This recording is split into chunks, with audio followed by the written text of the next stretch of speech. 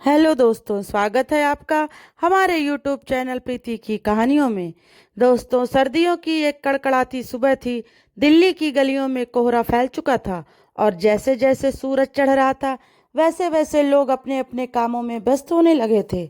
लेकिन इस व्यस्त दुनिया की भीड़ में एक चेहरा ऐसा था जिसे कोई नहीं देख रहा था। उसका नाम था छोटू।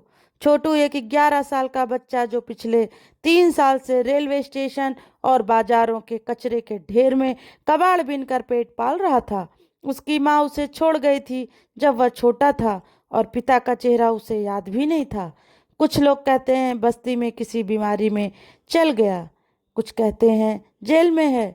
छोटी की दुनिया बस एक बोरी, एक टूटी बाल्टी और कुछ बोतलें थीं।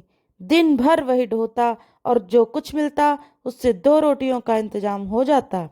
लेकिन आज 3 दिन हो गए जैसे किस्मत ही रूठ गई हो। न बोतलें मिल रही थी, न प्लास्टिक, और अब पेट भी जैसे खुद से लड़ने के लायक नहीं रह गया था।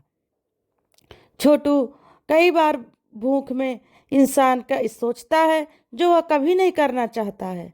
छोटू एक रेस्टोरेंट के पीछे खड़ा था। वहाँ अक्सर वेटर बचा हुआ खाना फेंकते थे और कई बार वो वहीं से कुछ उठा लिया करता, पर आज वेटर ने उसे गालियां देते हुए भगा दिया। उसने एक पल को सोचा, क्या मैं चुराऊं? लेकिन अंदर की मासूमियत ने फिर उसे रोक लिया।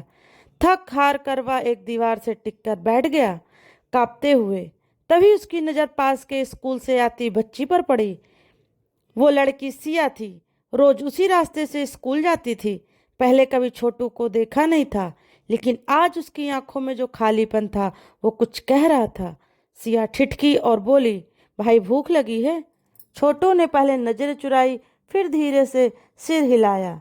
सिया ने अपना टिफिन खोल करके उसमें से रोटियां और थोड़ी आलू की सब्जी और मिठाई के टुकड़े उसको दे दिए। बोली, ये लो, मम्मी ने बनाया है। छोटू ने रोटी पकड़ते हुए पूछा, तेरे घर वाले डांटेंगे नहीं? सिया मुस्कुराई, डांटे तो कह दूंगी, इंसानियत सिखा रही थी। छोटू को जैसे पहली बार किसी ने इंसान समझा था। उस दिन के बाद सिया रोज एक रोटी छोटू के लिए लाने लगी। धीरे धीरे दोनों में दोस्ती हो गई। सिया ने अपने पिता को छोटू के बारे में बताया। उसके पिता एक सामाजिक संस्था से जुड़े हुए थे। उन्होंने छोटू को उठाया, नहलाया, नए कपड़े दिलवाए और अपने एनजीओ स्कूल में दाखिला करवा दिया। अब छोटू रघु कहलाता है। 5वीं कक्षा के होशियार छात्र था। जब उससे कोई पूछता कि तुम्हें सबसे पहली प्रेरणा कहाँ से मिली, तो मुस्कुरा कर कहता है, एक रोटी की कीमत क्या होती है, मैंने सिया की दी हुई रोटी से सीखा। भूख पेट की थी, पर रोटी ने आत्मा को भी खिला दिया। तो दोस्तों, हमें इस कहानी से यही सीख मिलती है कि हर भूखा भिखारी नहीं होता, हर टूटी आत्मा गुनहगार नहीं होती। बस किसी एक की इंसानियत किसी की जिंदगी बदल सकती है। तो दोस्तों, आपको हमारी ये कहानी कैसी लगी, प्लीज़ कमेंट करके ज़रूर बताइएगा। और अगर हमारे